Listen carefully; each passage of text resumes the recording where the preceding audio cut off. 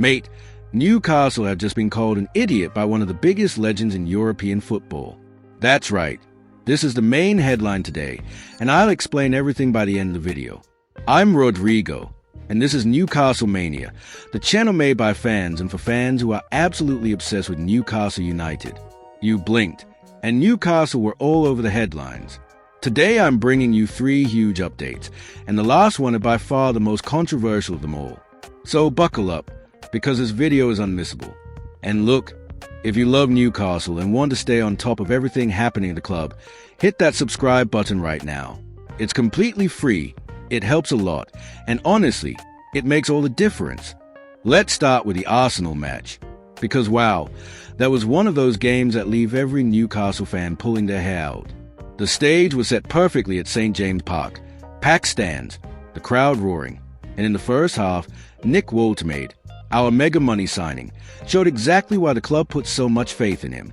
He opened the scoring, the stadium exploded, and it looked like it was going to be one of those big statement wins against a direct Premier League rival. But then, in the second half, things started to unravel. Newcastle actually held on pretty well for most of the game, but as the clock ticked closer to the end, that stoppage time nightmare came back to haunt us. And who pops up? Of all people, Mikel Merino, a former Newcastle player, heading in the equalizer after a wicked cross from Declan Rice. Talk about irony. And just when it seemed we'd at least take a point home, disaster struck. Deep into stoppage time, Gabriel rose above everyone else and sealed the comeback for Arsenal. A goal in the 96th minute, a proper gut punch at St. James Park. And you know what makes it even worse? It wasn't the first time. Against Liverpool, the exact same thing had happened. Newcastle were right in the fight, competitive, but lost focus at the death. The opposition pounced, and we walked away empty-handed. 2 painful defeats in no time, both in stoppage time. That's not bad luck anymore. That's a serious issue. After the match, Sandro Tonali didn't sugarcoat anything. He admitted the team needs to be smarter in those moments. Sometimes, chasing victory at all costs until the very last second just leaves you wide open at the back. In certain situations, the smart move is to lock in the draw, manage the game, and make sure you come away with at least a point instead of nothing. Harsh words, yes, but coming from someone with his experience in Italian football, they hit hard. And this really exposes something a lot of fans and pundits have been pointing out. Newcastle still lack that know-how to properly close out games. The energy, the passion, the fight, no one doubts that. But when it comes to managing a lead, staying cool and calculated, we are falling short. And in a league like the Premier League, where every single point matters by the end of the season, letting games slip away like this could cost us daily. In the end, what's left is pure frustration. We had the match in our hands. Victory was right there, and we let it slip because of small mistakes. But in football at the highest level, those small mistakes are massive, and they make all the difference. Now, lads, we need to talk about Tino Livramento. And sadly, the news is far from good. During the match against Arsenal, the fullback went down in a really awkward way while challenging for an aerial ball. Straight away, you could tell something was wrong. He stayed on the ground in serious pain, and the medical team rushed on immediately. It was a heartbreaking scene. Livramento had to be stretchered off, with his teammates and the crowd looking on in total shock. And you know how it goes. When a player leaves the pitch like that, it's rarely just a minor knock. Howe's face on the touchline told the whole story. Normally calm and composed, he looked properly shaken. After the final whistle, in his interview, he didn't hold back. It doesn't look good. Watching him leave the pitch in that way was really tough. He's such an important player for us, and if we lose Tino for a long time, it'll be a massive blow. Strong words that only make the worry even greater. And here's the issue. From what's already been confirmed, Livramento won't travel with the team to Belgium for the clash against Union St. Gilloise, and is also set to miss the next Premier League game against Nottingham Forest. To make matters worse, there's even a chance he could be out of the upcoming England fixtures. The away qualifiers against Latvia and the big friendly at Wembley against Wales might be off the table for him. And let's be honest, you can't understate the impact of losing Livramento. He's been one of Newcastle's standouts at the start of this season. Even at such a young age, he's shown real maturity, playing confidently on both the right and the left. That versatility gave Howe so much security, because time and again Livramento stepped up as a key piece to balance the back line. Losing him right now, when the squad is already stretched with injuries, is a tough pill to swallow. In the short term, the responsibility falls on Kieran Trippier and Lewis Hall. With Trippier, we all know what he brings: leadership, experience, quality. But the schedule is brutal, and leaning too heavily on a player of his age could take its toll as the season drags on. Lewis Hall is a talented young option, full of potential, but he doesn't yet have the same consistency and confidence that Livramento had been showing.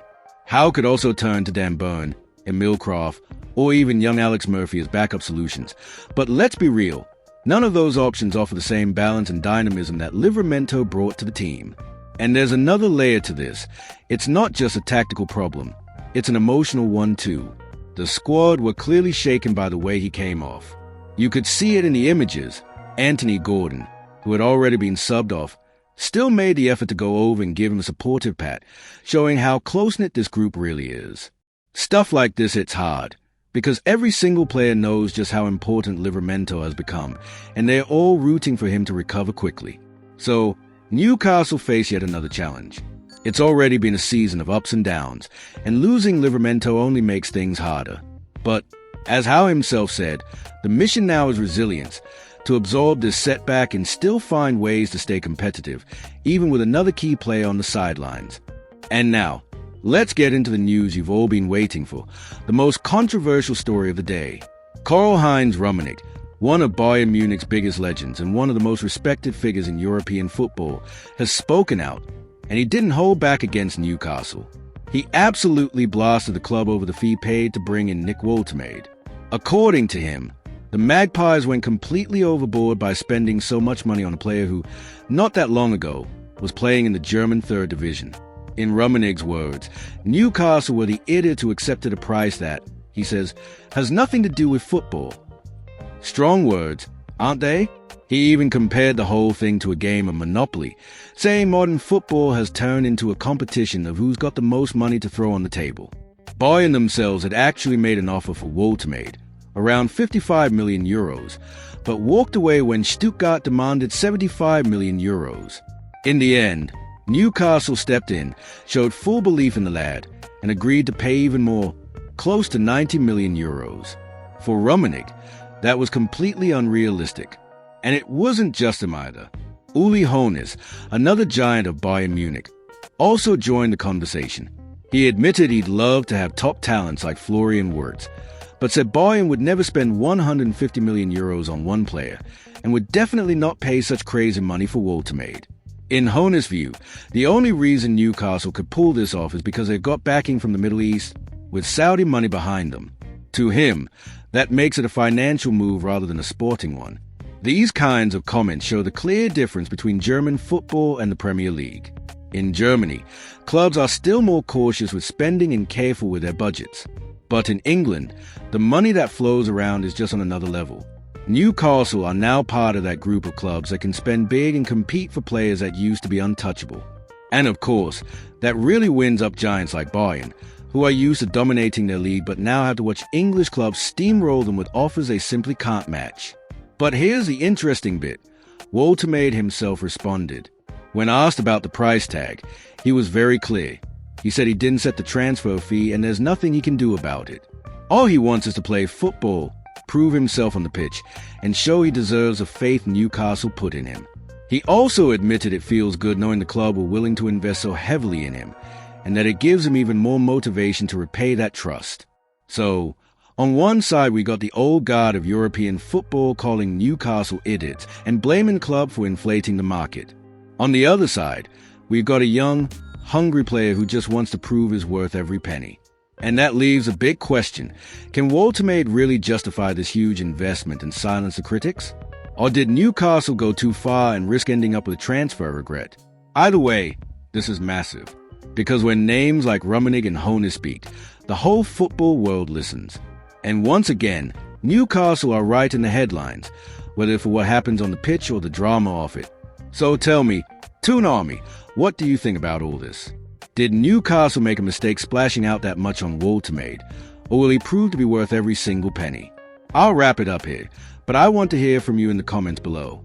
Don't forget to hit the like button, subscribe to the channel, and turn on the notification bell. Because tomorrow, I'll be back with more breaking news about Newcastle United.